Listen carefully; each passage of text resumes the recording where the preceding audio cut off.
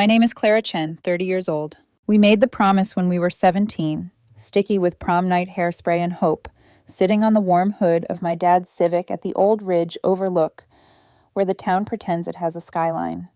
We each wrote one truth we swore we'd never say out loud, sealed them in matching envelopes, and made the kind of vow only teenagers can make without flinching. We'd open them together on our 30th birthdays, no matter where life took us. Henley grinned into the dark and said, even if we hate each other by then, which was funny then and less funny now that she'd vanished from my life like a pulled thread no one admits tugging. By 20, my brother Ethan was already a ghost we were learning to live around. The coroner's report said accidental drowning, Miller's Lake, after midnight, alone. It became the sentence that rearranged all the others. Mom, Rachel, got smaller and sharper at the same time, and our house grew careful. Grief teaches you to walk on the edges of rugs. I kept the envelope in a fireproof safe, like it could outlast anything, proof that hope could be laminated and left alone until we were old enough to handle it. At 21, Henley stopped returning my texts. At 22, I saw her in photos I wasn't tagged in rooms I'd never been invited to. By 23, her wedding announcement arrived via mass email, like a press release for a life that no longer had room for me. I typed a long message I never sent. Mom said, some friendships run their course, which felt like a funeral, said softly. I shook it off and learned to live in the part of the story where the best friend is off-screen and the narrator becomes an expert at pretending it doesn't matter. On my 29th birthday, I took the envelope out just to feel the weight of a stupid promise and almost fed it to the shredder. Nostalgia is a thief. It steals the present and calls it sentiment. I put it back. I told myself I didn't need to know what a 17-year-old thought was a secret worth saving. Then I got a text from an unknown number 3 sentences long and shaped like a trap. Don't forget, August 4th, our spot, 8:00 p.m. No name, no flourish, but I knew the voice in the space between the words. For a week I pretended I might not go. For a week I measured my life's before and afters, Ethan, the divorce, Henley, and wondered how many more I could store without breaking. On the day, I left work early and told my assistant I had a family thing, which was not a lie, just a sentence I hadn't learned how to finish yet. I drove with the windows up and the radio off, the town unwinding in familiar landmarks. Gas station, church, the diner with the sign that always flickered out on the E. Up the gravel road, my tires spat small stones like secrets I couldn't pick back up. At 7:56, the overlook was empty, but for the long table someone had donated the year the town tried to rebrand the ridge scenic. The sun was lowering itself into the trees, that brief hour where everything looks like it might forgive you. I sat, envelope in my lap, hands steady, in a way that made me suspicious of myself. The wind carried the smells I grew up with: pine, gasoline, a hint of rain far off. At 8:03, headlights swung through the lot, washed the table in white, and clicked off. She got out slowly, like she wasn't sure the ground would hold her. Henley Rivera looked like the punchline to a joke about how money changes people's angles. Where there had been thrift store bravado, there were designer lines. Where there had been chipped nail polish, there was something neutral and expensive. But her eyes hadn't changed. They still looked like she'd figured out how to hear a room before it spoke. Hi, she said, as if the last 10 years had been a long blink. Hi, I said back, because anything else would have been a lie I couldn't carry. We sat. The envelopes went between us like a sacrament we were both daring the other to reject. I could feel my 17-year-old heart beating under the table, wild and hopeful and untrained. Henley turned hers over in her hands, but didn't open it. I watched the way her fingers shook and thought, you don't shake for nostalgia. You first, she said. Fine. I half expected my hands to betray me, but the paper gave with a clean sigh. Inside, a single sentence in the round handwriting I left somewhere in childhood. I'm in love with you, and I always have been. Heat rose up my throat. It was like recognizing my own voice on a tape, strange and obvious. Back then, I'd counted on time to turn it into a joke we could wear like a bracelet. Look how dramatic we were. 30 had arrived without the punchline. I folded the paper once, twice, small enough to hide against my palm.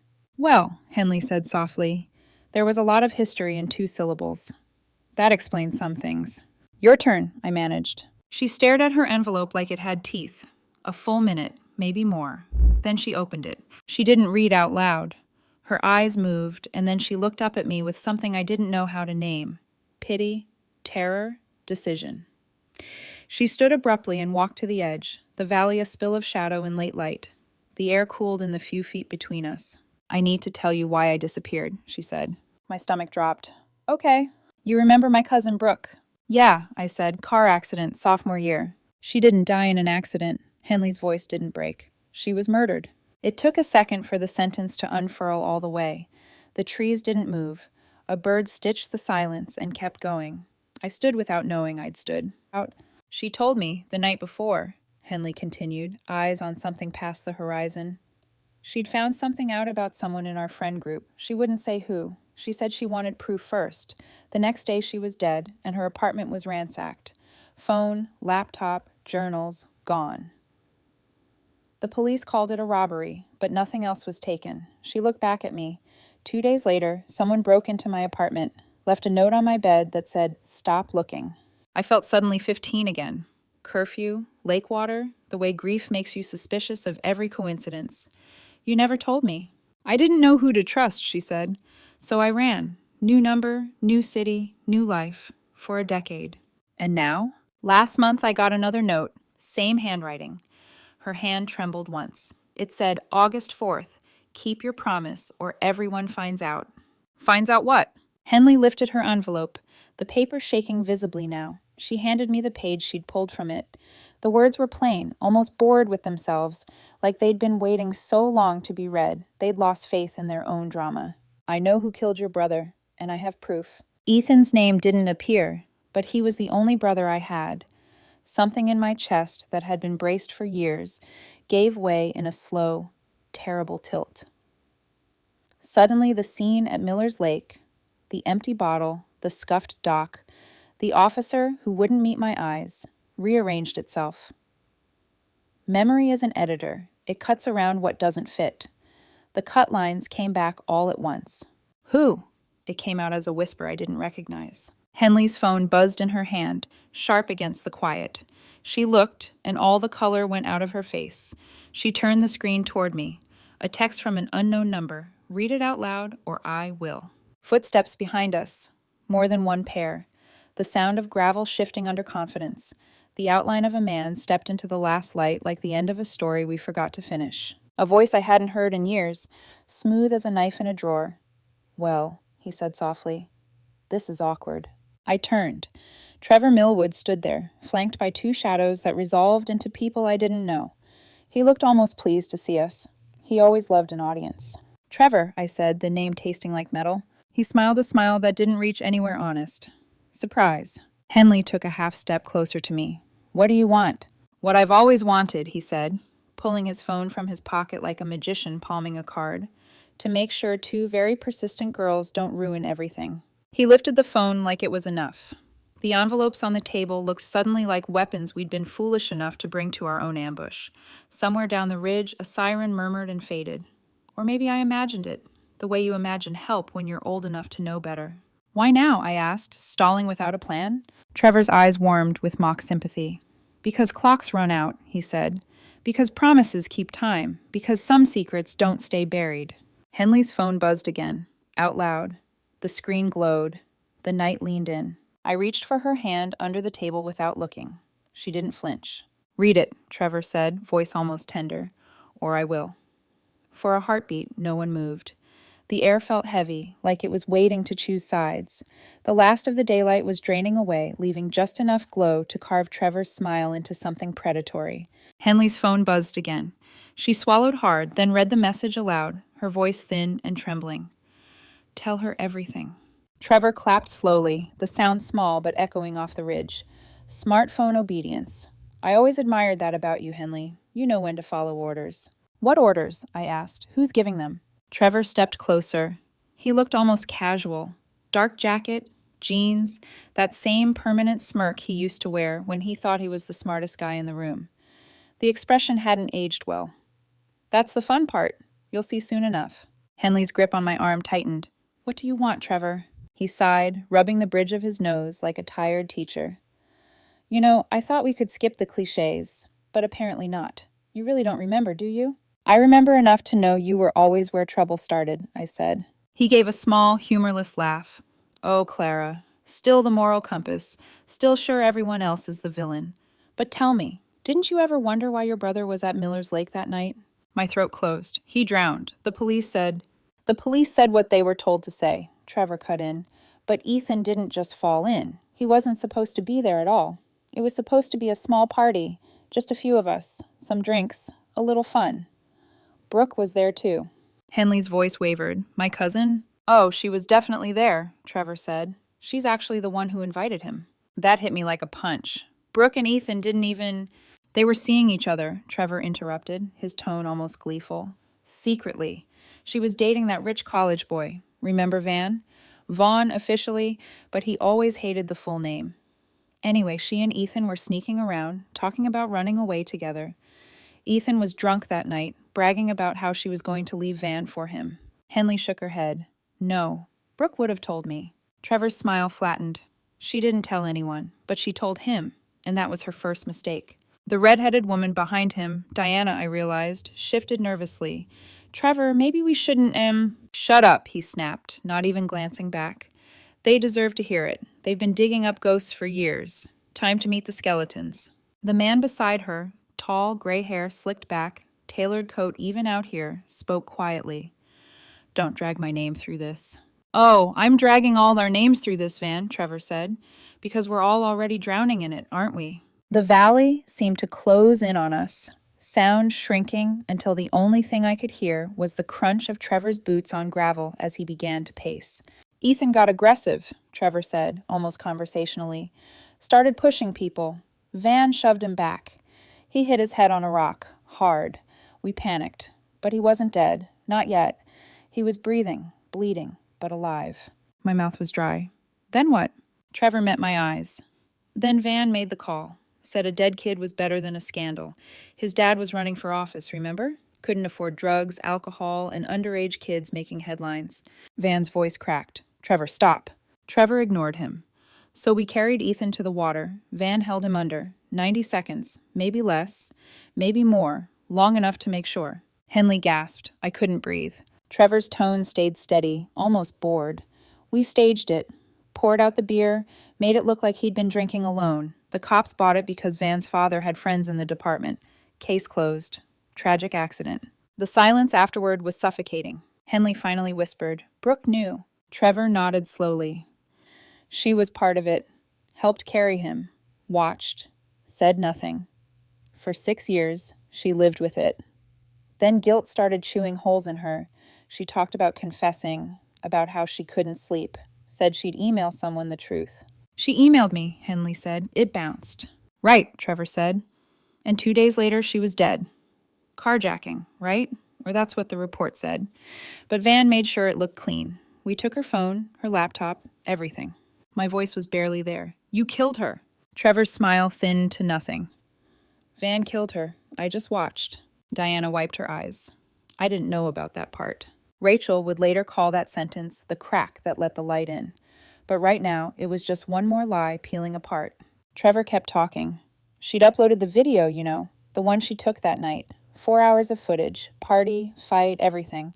She must have set it up to send automatically if she didn't log in every month. We've been chasing those copies for 13 years. Henley's fingers dug into my arm. Then why are we here? Because 2 months ago, Trevor said, reaching into his jacket, someone mailed me this. He held up an old USB drive, the cheap plastic kind that looked like it came from a giveaway table. No return address, just a note. August 4th. The truth comes out or everyone dies. He tilted his head at me. You see my problem, Clara? Someone knew about your little time capsule tradition. They wanted all the players back on the same stage. They wanted witnesses. I stared at the USB in his hand. So you came here to threaten us? Came here to control the narrative, he said. But apparently, someone else is directing the show. A voice cut through the darkness behind him.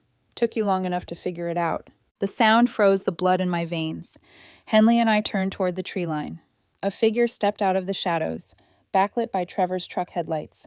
At first, the silhouette looked unfamiliar. Broad shoulders, leather jacket, but then the light hit her face. "Mom?" My voice cracked. Rachel Chen walked forward slowly, steady, deliberate. She looked nothing like the mother I remembered, the one who wore soft sweaters and smelled like tea leaves. Her hair was cropped short, streaked with silver, her eyes sharp as glass. "Hi, sweetheart," she said quietly. "Sorry to do it like this, but some things are worth waiting for." Trevor's smirk finally faltered. "Rachel, what the hell are you doing here?" "You mean, how did I find the videos?" Mom's voice was calm, almost clinical. She held up her phone. "Brooke sent them to me before she died. Insurance, she called it, in case something happened to her. I've had them for 13 years. Van's face went white. "You've known—" Mom nodded once. "I've known. I've watched every second. I've watched my son fight for his life while you held him under." The ground seemed to tilt. "You knew?" I whispered. "All this time?" Her gaze flicked to me, full of apology and fire. "Not at first. But when the first email came 3 weeks after Brooke's funeral, I believed her. I just couldn't prove it. Not yet." Trevor took a step back. "So what? This was your idea? The notes? The messages?" She smiled faintly. "The envelopes were convenient. You both kept the date alive. I just needed you to show up so they would, too." In the distance, faint but growing louder, came the wail of sirens. Trevor lunged toward his truck, but Mom raised her hand, and the gun glinted in the headlights. "Don't," she said. He froze. Van's hands lifted instinctively. "Rachel, be reasonable. We can make a deal." "Deal?" Mom's voice shook, just once. "You killed my son." The sirens drew closer. Diana started crying. "I didn't know. He told me—" "You helped cover it up," Mom said. "You destroyed evidence. You're just as guilty." Red and blue lights burst across the overlook as police and FBI vehicles swarmed the lot. Shouts, flashlights, chaos. Agents pulled Trevor, Van, and Diana to the ground. One of them, an older woman in a windbreaker, walked straight up to my mother. "We got everything. Audio, video, confession. Beautiful work, Rachel." Mom handed over her phone. "The drive he's holding contains the original videos. Everything's there." As Trevor was hauled past me in cuffs, he glared at us. "This isn't over," he snarled. "We have money. We have lawyers. You'll all be dust before I'm done." The FBI agent smirked. "Not this time. You're going away for good." Henley and I stood side by side as the scene unfolded around us, lights flashing, radios crackling, the ghosts of our youth collapsing into evidence bags. Mom turned to me at last. "I'm sorry," she said softly. "For the lies, for the years, for everything." I couldn't speak, because beneath the roar of sirens and the hum of justice finally catching up, all I could hear was Ethan's voice from a memory I'd tried to forget. "Don't be afraid to ask for the truth, Clara. You just might get it." And I finally had. The sirens faded into the distance, replaced by the low rumble of engines idling and the click of radios. Red and blue lights strobed across the trees, painting everything in alternating shades of guilt and relief. Trevor and Van sat cuffed beside the hood of an FBI SUV, their faces pale and shell-shocked. Diana was crying into her hands. My mother, no, Rachel Chen, FBI consultant, apparently, stood in the center of it all, her expression unreadable. She looked like she'd been waiting her entire life for this moment and still wasn't sure she deserved it. When the agents finally started clearing the scene, she turned toward me and Henley. "You both need to come with me," she said softly. Henley's voice cracked. "You set this up, all of it. The messages, the threats, you made me think I was in danger." Mom's jaw tightened, but she didn't deny it. "I needed them to believe you were talking. If Trevor thought you still had something, some piece of evidence Brooke sent, you'd be the perfect bait." "You used me," Henley said, tears rising. "You made me relive everything. For what?" "For justice," Mom said simply. "And because they were never going to stop until they were caught." I stared at her, unable to move. "You've known for 13 years?" Her eyes found mine, tired, steady, and so full of love it hurt to look at her. "Not at first, but when the email started, when I saw the videos Brooke sent, I knew what they'd done to Ethan. I knew who they were. I just didn't know how deep it went. Brooke had uncovered proof that Vaughn's family was laundering money through shell companies tied to half the state judiciary. The night she died, she was going to expose all of them. And instead she got murdered," Henley whispered. Mom nodded. "Brooke tried to protect you, Henley. She knew you'd be next if she said anything. She sent me the evidence instead because she knew I'd never stop." "And you didn't," I said. My voice sounded strange in my own ears. Her face softened. I couldn't. Not after watching those videos. What videos? Henley asked, her voice trembling. Mom hesitated, then looked at me. You don't want to see them. I need to see them. She studied me for a long moment. Then she pulled out her phone, scrolled through her files, and handed it to me. The video began with static. Then came laughter, slurred voices, music echoing off the water. Someone, Brooke, I realized, was filming from behind a group of people near the lake. The camera jerked toward a flash of movement. Ethan, stumbling, shouting something I couldn't hear. Trevor pushing him back, Vaughn's voice, calm, cold, telling him to shut up before someone gets hurt. Then Ethan slipped, hit his head. The sound was small and final. He didn't get up. They argued for a moment, voices overlapping, Brooks breathing ragged as she whispered to the camera, "Oh my God, oh my God." Then Vaughn said, "He's still breathing." And Trevor, "We can't call anyone. You know what this will do." The camera caught Vaughn's silhouette kneeling beside my brother. He pressed his hands down on Ethan's shoulders, forcing him back into the water. The splash was brief. The silence afterward lasted forever. I dropped the phone. The world tilted sideways. Henley caught it before it hit the ground. Her hands shook as she locked the screen and handed it back to my mother. Mom crouched in front of me, her voice low. "I wanted to tell you every single day, but if I had, they would have killed you too. Vaughn's father owned half the police department. He paid off investigators, destroyed evidence. We had to build a federal case from the ground up.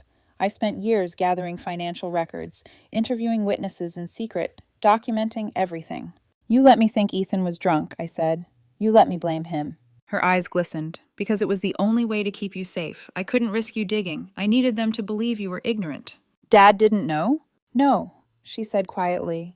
"Not even after the divorce. I couldn't involve anyone. The FBI gave me a new identity when I joined the task force. I traveled under aliases. Every lie I told you was to keep the cover intact." The anger rose hot and immediate. "You let me think you stopped caring." She reached for my hand, but I pulled away. "I cared so much I had to become someone you didn't recognize," she said, "and I hated every minute of it." The agents approached then, the older woman who had called her Rachel earlier, handing her a clipboard. "We've secured the drives and their confessions. We'll process them downtown. You'll both need to come in tomorrow for statements." Mom nodded. "We'll be there." The woman gave her shoulder a squeeze. "You did good, Rachel. It's over." When the agents left, the night felt too big again. The headlights faded, leaving only the sound of wind through pine. Henley was still standing by the table where our envelopes sat. The paper looked ridiculous now, like relics from a life that had never really existed. I walked over and picked up mine. "He drowned. Because of them. And you knew." Mom closed her eyes. "I know." Henley spoke softly, voice cracking. "And Brooke died because she tried to make it right." Mom nodded. "She was brave. Stupid, but brave. I told her not to confront them. She didn't listen."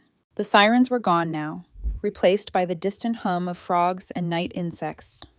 For the first time in years, the Overlook felt alive again, breathing. "So what happens now?" I asked. Mom exhaled. "Now there's paperwork. Trials, testimony, years of it. But you don't have to be afraid anymore." I laughed, sharp and humorless. "Afraid? I've been afraid my whole life, and you made sure of it." Henley stepped between us gently. "Clara." "No," I said. "She lied to me for more than a decade. She let me bury my brother twice, once in a coffin, once in my memory, and now she wants credit for it?" Mom's voice trembled. "I don't want credit. I just want you safe." "Well, congratulations," I said bitterly. "Mission accomplished." Henley's hand found mine, grounding me. "Clara, please." Mom didn't say anything else. She just turned toward the flashing lights still visible down the hill. For the first time, she looked small. Human. Not a crusader. Not a spy. Just a woman who had sacrificed too much and gotten back too little. She faced us again. "They're going to ask you questions tomorrow," she said quietly. "Tell them everything. Don't leave anything out. They'll protect you." "And what about you?" I asked. "I'll testify," she said. "And then maybe I'll finally rest." I wanted to hate her, but I couldn't. Not completely. Because the truth was simple and unbearable. Without her lies, we'd all be dead. Henley squeezed my hand once more. "You did it," she said to Mom. Mom shook her head. "No, we did. Brooke, Ethan, you, all of us who didn't stop looking." Then she looked at me again, her voice breaking just slightly. "I'm sorry, sweetheart. I know sorry isn't enough." I looked at her for a long time, seeing both the woman who raised me and the stranger who saved me. It's not, I said quietly, but it's a start. Behind us, dawn was beginning to stain the horizon. The ridge that had been soaked in secrets for 13 years finally looked clean. And somewhere out there, my brother's ghost could finally rest. By sunrise, the overlook looked almost ordinary again, like it hadn't just hosted confessions and arrests and the unraveling of 13 years of silence. The picnic table sat in the same place.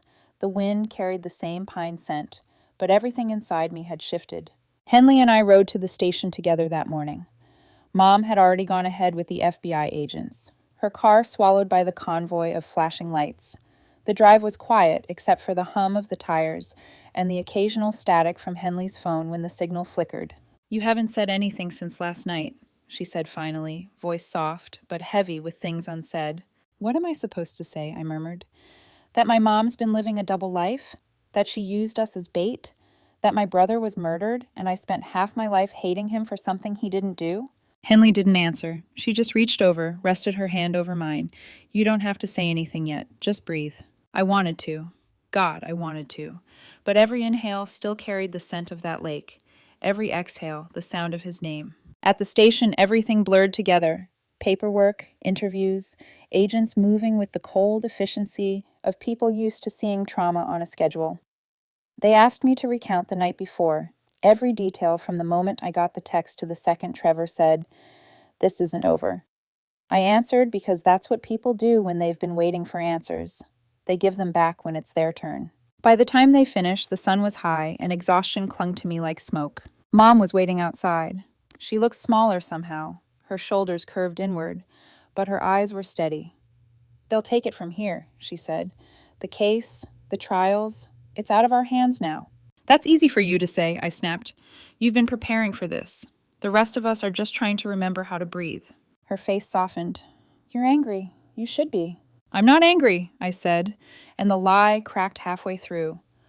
I stopped, unable to find the right word. Everything felt too big for sentences. She nodded slowly. "You'll figure it out, when you're ready." Henley came out of the building then, squinting in the sunlight. She still looked shaken, but there was something new in her expression. Relief, maybe, or determination. "They said I can leave," she said. "They'll need more from me later, but it's done for now." Mom glanced between us. "You two should rest. The next few weeks will be chaos." "Where are you going?" I asked. "I have more debriefs, reports. They'll need me for testimony prep." She hesitated, then added, "You don't have to see me until you're ready." "I might never be ready," I said quietly. She nodded again, as if she'd expected that. "I'll still be here." Then she turned and walked away. Henley and I ended up at a diner off Route 6, the kind of place that still served coffee in chipped mugs and had plastic menus sticky from syrup. The morning rush had come and gone, leaving behind the smell of bacon and burnt toast. I stirred my coffee without drinking it. "She kept all of it from me," I said. "Every letter, every call, every piece of evidence. She was living a completely different life right under my nose." "She was protecting you," Henley said gently. "She lied. She did both." The simplicity of it hit harder than any speech. Henley leaned back, sighing. "My mom used to tell me that love and lies aren't opposites.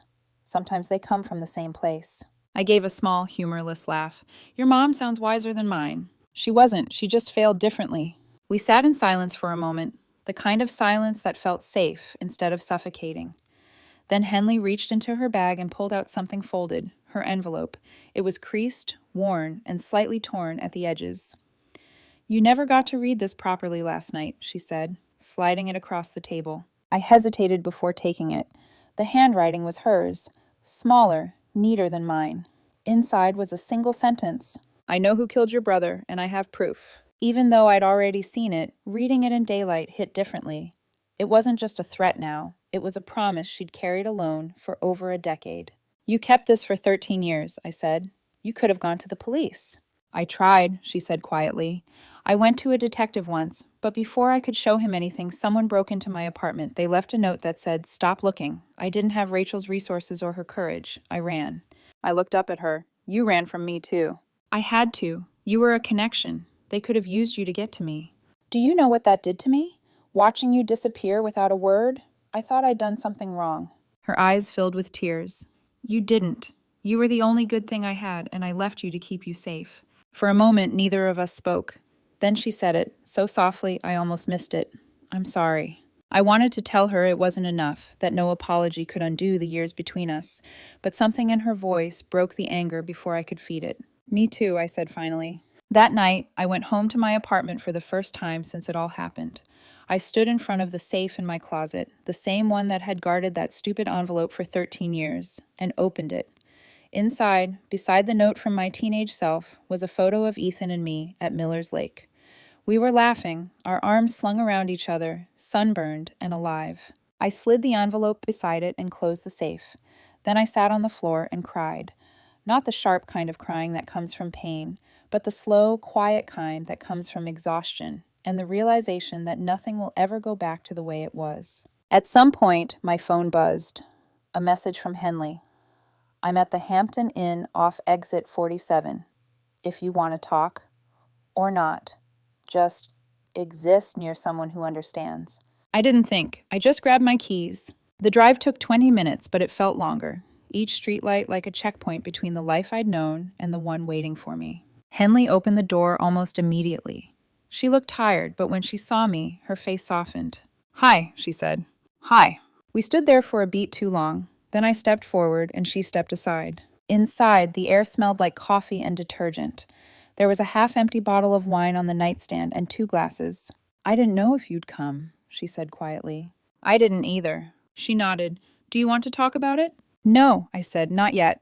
"Okay." She poured the wine, handed me a glass. "Then we don't talk." We sat side by side on the edge of the bed, sipping in silence. Outside, cars hissed past on the highway, and for the first time in years, the world didn't feel like it was ending. It just felt paused. After a while, she said, "Do you ever think about what we wrote in those envelopes?" "All the time," I admitted. "Do you regret it?" I thought about the promise we'd made, the lies it uncovered, the love it revealed, the wreckage it caused. Then I shook my head. "No, because if we hadn't, I'd still be living a lie. So would you." She smiled faintly. "Then maybe it was worth it." "Maybe." She turned toward me, eyes searching. "And maybe we still have time to write a new ending." Before I could answer, she leaned in, her hand brushing mine. It wasn't a question. It wasn't forgiveness. It was something simpler. 2 people too tired to keep pretending they didn't still belong in each other's orbit. When our lips met, the past didn't disappear, but it stopped screaming. For the first time since the night my brother died, I didn't feel haunted. I just felt alive. The first hearing was 3 weeks later. By then, the headlines had spread everywhere. FBI uncovers 13-year murder conspiracy. They printed Ethan's graduation photo next to mugshots of Trevor Millwood and Vaughn Ellison. Seeing my brother's face in those same columns was surreal, as if life had folded in on itself, turning memory into evidence. Mom sat at the front with the prosecution team, her dark suit almost blending into the federal agents around her. She looked unshakable, but I could see the tremor in her hand each time she reached for her water glass. Henley sat beside me, her fingers brushing mine every so often. It wasn't for comfort, it was to remind both of us that we were still here. When the footage played for the jury, the entire room went silent. Even the hum of the air conditioner stopped mattering. The video began exactly as Mom had described, the laughter, the water, the music. Then it turned. Trevor's voice, unmistakable, even after 13 years, filled the courtroom. "He's seen too much. We can't risk it. Vaughn, do it." Then the sound of splashing. And finally, silence. I thought I was ready for it. I wasn't. Henley grabbed my hand, squeezed until our knuckles went white.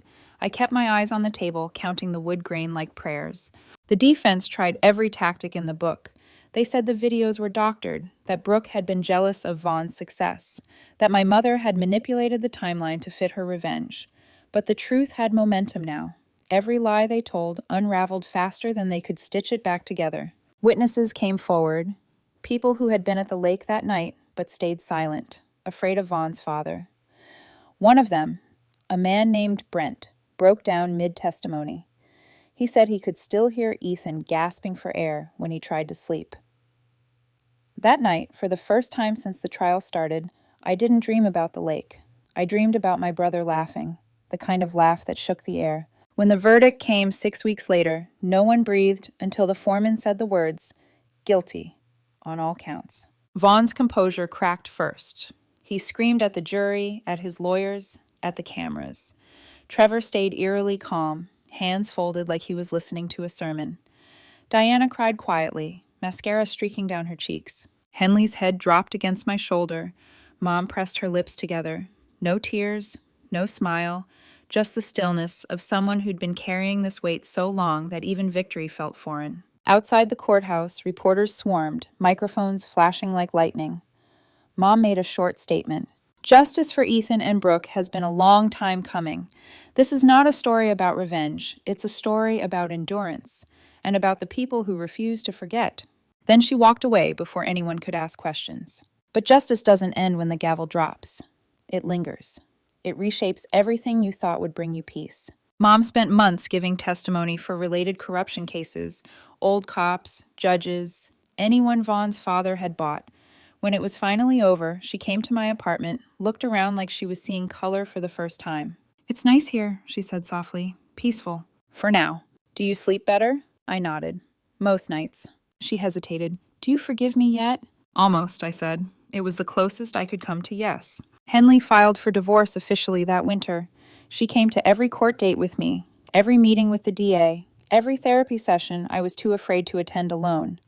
She moved into a small apartment 2 neighborhoods over, claiming she needed a view with more light. 2 months later, she started spending more nights at my place than her own. One evening, after we'd watched too many reruns and drunk too much wine, she said quietly, "I think I want to move back for good, if you'll have me." I didn't answer right away.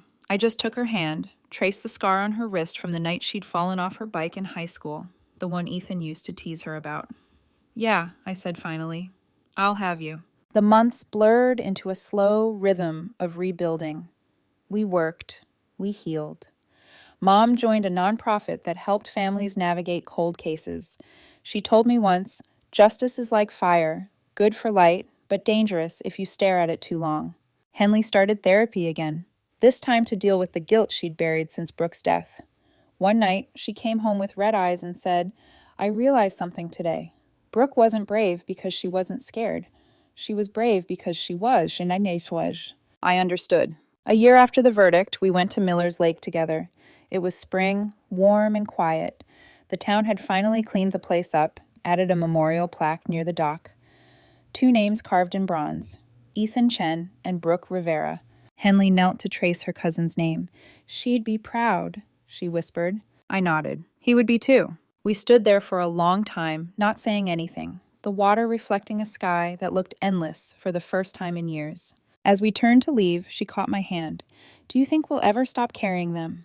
"Maybe," I said, "but I'm not sure we're supposed to." Life settled after that. Trevor and Vaughn's appeals failed. Mom started dating someone, an FBI analyst named Karen. It was strange at first, seeing her laugh again, but it fit. Henley and I moved in together the following summer. Our apartment was small, full of mismatched furniture and cheap wine glasses, but it was ours. One evening, as the sun bled through the blinds, Henley sat on the floor, surrounded by papers. "What are you doing?" I asked. She smiled. "Something Brooke would have done.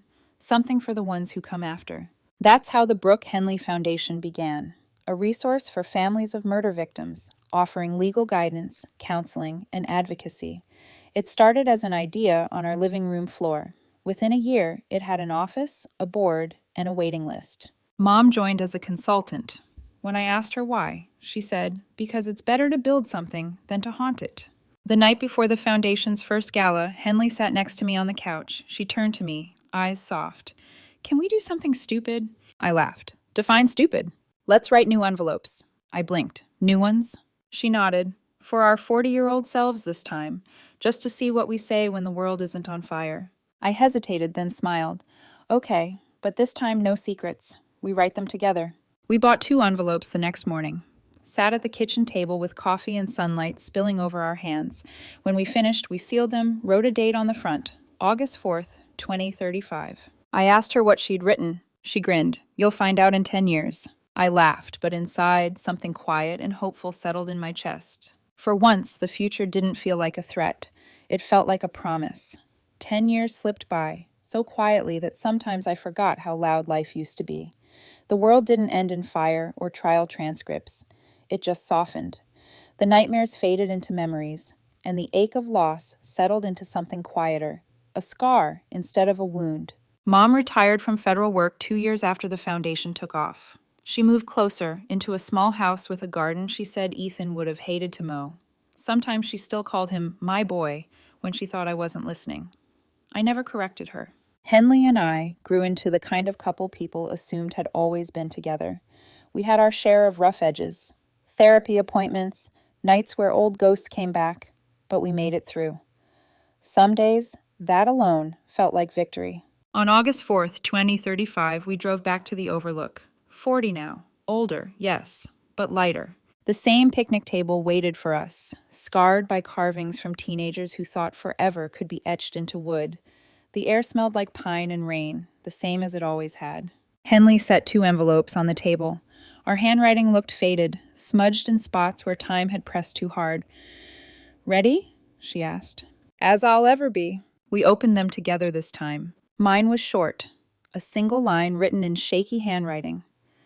"We made it. We survived. We're happy. Don't forget how hard you fought for this."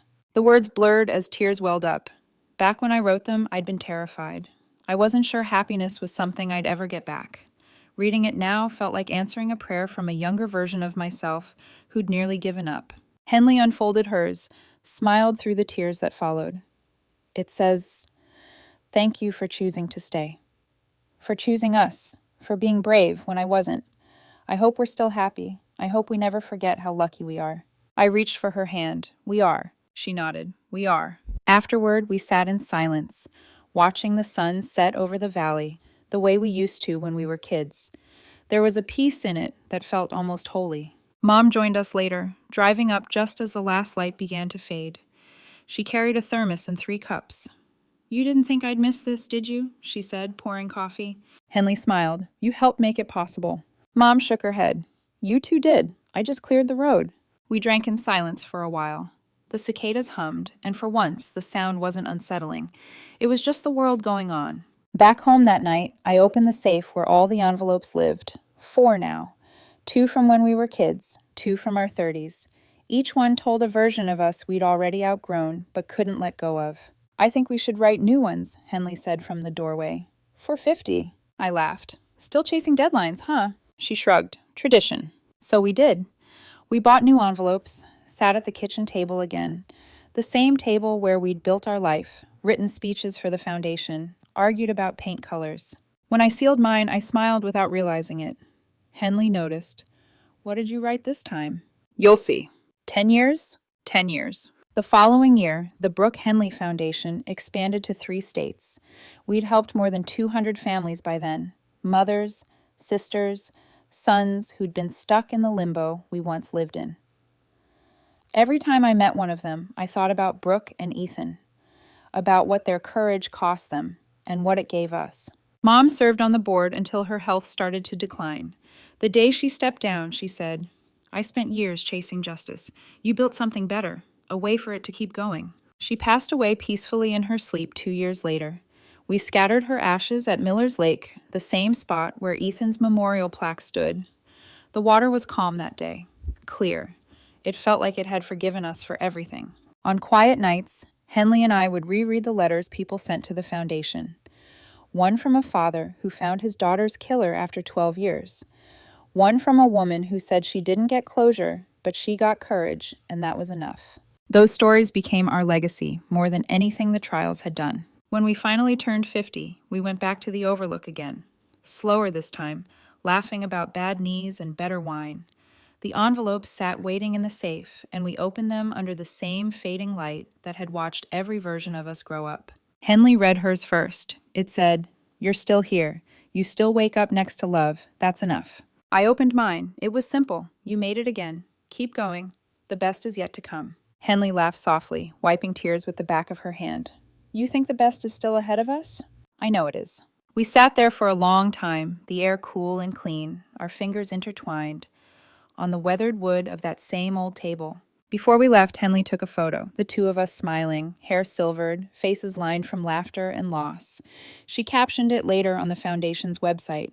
"The truth broke us. Love rebuilt us. And the rest, the living, is the best part. When I read it, I realized she'd finally said what I'd been trying to put into words for 20 years. Ethan had once told me in a dream, "You did good. You lived." Now, watching the sun set one more time over the place where everything had ended and begun, I whispered it back to him. We lived, and for the first time, I knew that was enough.